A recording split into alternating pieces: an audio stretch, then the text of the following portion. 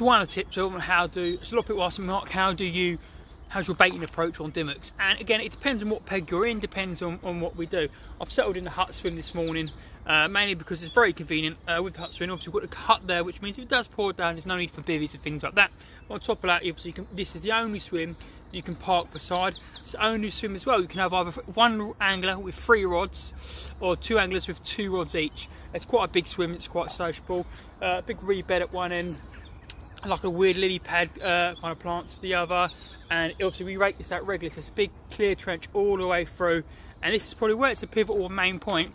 It's the one that probably gets fished the most. The most bait goes out here.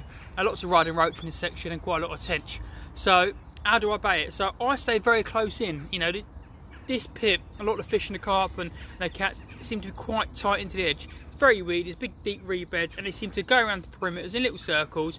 It's, you know, probably a rod length out, not even, sometimes even a foot out. I've seen them literally against the bank, because here it goes along and it'll be about, I don't know, 3 or 4 foot. It gets like where this plant is, and then it drops to 4 to 5 to 6 to 7 to 8 foot. Again, very silty, very, very weedy. But where I rake it out, it reduces the naturalness of this area and enables me to put a lot of bait up. Bait, what we use, well, this is what I use a lot of the time. This, you can see that. This is the mamba range. We have a papi-nut, which is a tiger nut, paprika and tangerine. And then what I tend to do, very soft, so we crumble them up like so. And then we have, then they come in, each pack comes in 18s and 15 mils. And then we also have what is the main bait for down here, which I call is the shrimp and pepper. And it's a fish meal based boilie, loaded with shrimp, fish meal, black pepper, and we even got a hint of plum in there to give a bit of a twist. Again, so what I tend to do is I flake this all up like so, because there's no point in having anything heavy and dense. You start putting full boilies in it, it just floats. So we try and create that effect, which means it just flutters down, rests on the prongs and the reed, and then sits gently on the sill. I also had some red metal, so what I also do is I put it in my pot. I will then add 250 ml of one of our bait boosters. We do like a king crab, which is a real sort of fishy one. And then I add some of the mamba crumb, the red mamba, which is a fish meal based ground bait. So I've really gone for full fish. You know, it's red, it's fishy, it's also bitty. We see the roach come in, and what happens as well, while the roach and things are pecking around, I then believe it attracts the catfish because they're seeing what the commotion is going on, so they'll come out as well. And this is sort of what we end up with, sort of a, you know, break them up, and end up with a, you know, just a very lively. I mean, there's nothing wrong with you putting. I mean, it's quite labour intensive to do this. I find using the choppers work, but it doesn't do the fluttery effect, and it doesn't keep it as sort of mixed. The stillness is quite uniform, so you have this sort of like look going on, very bitty. I mean, you do have the odd hole in there, but that's sort of look we're going for.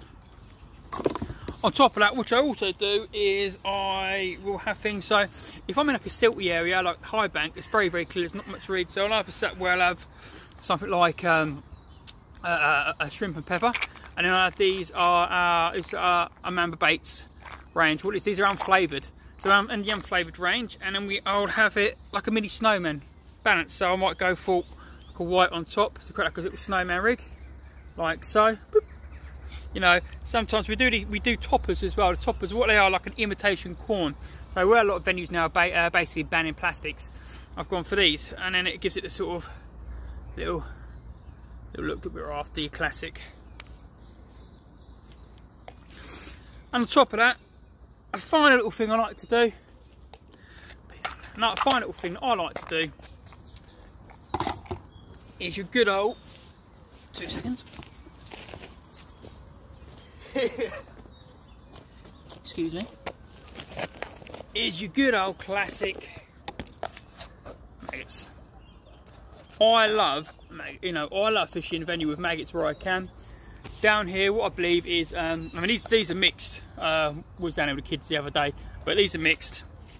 I personally prefer red, because when you come down the venue, I don't know if you noticed again in the previous sort of segment of the video, when we was looking over the boat, there was a lot of things like bloodworm in there, and it is so much bloodworm. This water is so rich with naturals, it's absolutely insane. So with all the bloodworm in there, what a better way than to put a couple of handfuls every now and then of red maggot all around your area. So the old school, so we don't know what's fully in it. This is, I took this on years ago, it's on 8 clay pit. I said it before, I took it on about 4 years ago.